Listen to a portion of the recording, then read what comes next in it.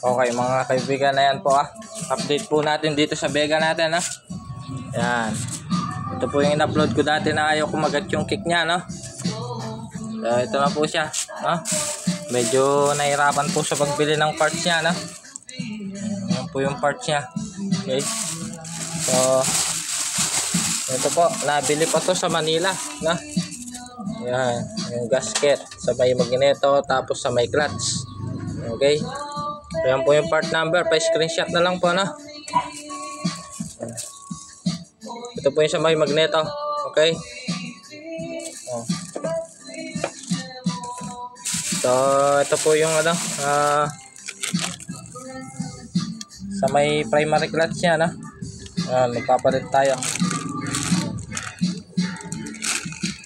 Wala siyang part number.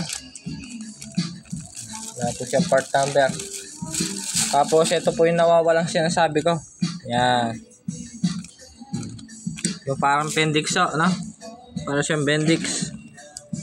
Yan Ito po yung part number niya.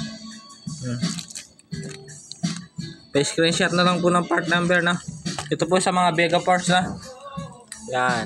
Vega. Okay. Yan. Dito po nakalagay yon. Ito dito nakalagay yan. Sa may primary clutch niya. Okay.